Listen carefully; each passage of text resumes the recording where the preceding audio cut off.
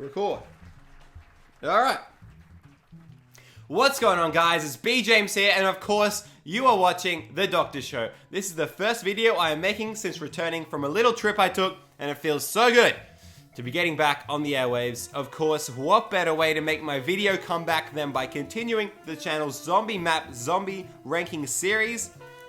Than by continuing the channel's zombie map ranking series with a map I'm sure you've all been very eagerly awaiting me to review, and that of course is the final map in the Advanced Warfare Exo Zombies experience, Descent.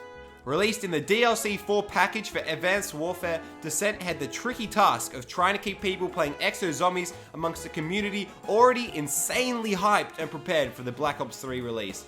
Did Exo Zombies go out with a bang? Let's review Descent against the criteria of atmosphere, gameplay, replayability, perks and weapons, and the infamous gut feeling to find out. Atmosphere. The atmosphere on this map is pretty average. I really like the spawn area amongst the ocean and the storm and such, and I think that is original. However, as soon as you go downstairs, the map looks like any other Advanced Warfare map. I don't know if that's just me being cynical, it just didn't do it for me. Every room seemed the same, and I just found the map kind of uninteresting. Perhaps I was one who had seen how incredible Shadows of Evil looked in the trailers, and Descent just couldn't compare. As usual, the characters suck. By the end of 4 maps, I still only knew Oz's name, and it was no secret I was hoping Atlas would nuke the characters at the end of the map, and that would be how the story ended. Atmosphere gets there 5. Excuse me. Oh, jeez. Gameplay. Same old clunky Exo Zombies movements, although in saying that, the gameplay in this map was worse than Carrier.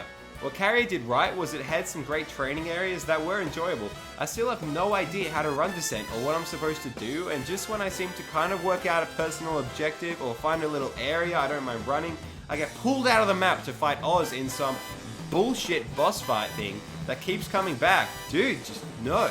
I did not enjoy this. It's getting hard to review these Advanced Warfare maps as they mostly have the same flaws, and my takeaway from this final map Descent is that the creators didn't learn anything from their mistakes in the earlier maps. Carrier was the standout map, but maybe it was just by accident.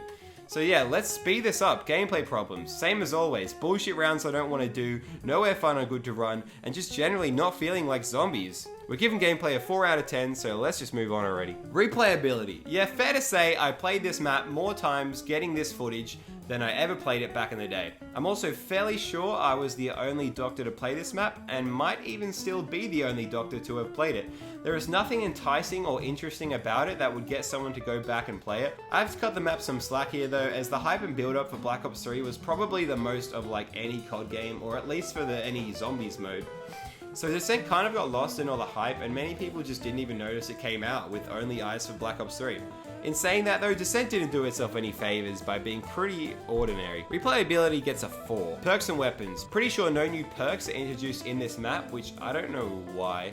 Sledgehammer therefore finished up with the weakest, most pathetic attempt at perks of any of the zombie map development companies by a long shot. Infinity Ward was better at perks and trying to innovate than the whole Exo Zombies series purely off its first release, Zombies in Spaceland. The saving factor in this category for Descent is that they introduced 2 fun but pretty ordinary to use weapons, being the blunderbuss and the trident. I also feel they had trimmed the fat off their weapon selections and kept in the good core weapons people liked out of the previous 3 maps and got rid of the shit ones. This gives Descent, in my opinion, the second best weapon set out of the Exo Zombies series, of course behind Carrier. Perks and weapons can get a 6 out of 10, I think. The gut feeling. At the end of the day, and at the end of Exo Zombies, Sledgehammer truly created one of the most ordinary, subpar, uninteresting, uninspiring, unmemorable, weak, and frankly, seemingly lazy attempts at the Zombies game mode we have ever seen in Zombies, and I truly hope we'll ever see. I hesitate at using the word lazy as it triggers a few people in the gaming community, and I completely understand why, because the developers do put a lot of effort in. However, if effort went into this product, it was highly misplaced effort, because they did not truly work out what made Treyarch Zombies enjoyable, nor did they try to innovate successfully in areas players care about, and nor did they seem to listen throughout the game series and adapt the new maps based off the old map's mistakes. It's forgivable that the first map, whose name I've already forgotten, was shit, but it's not forgivable that Descent was shit. Anyway, let's finally put Exo Zombies to bed once and for all. Gut feeling is saying a very generous 5 out of 10. Thanks for the memes and the memories, Exo Zombies. So what does Descent get overall? 24, making it the second best Exo Zombies map, but also that's ranked as our 4th worst map overall. So spot on? Outrageous? What do you think of my assessment of Descent and Exo Zombies as a whole? Fair? Terrible? Did you love the game series? Please let me know down below, and as always, leave a like, subscribe, bell, whatever you gotta leave, just leave it there, leave it, like it, touch it, hit it, smash it, whatever you want to do. I don't even care anymore, to be honest, but just let's make sure you come back for the next video, alright? See you in the next one.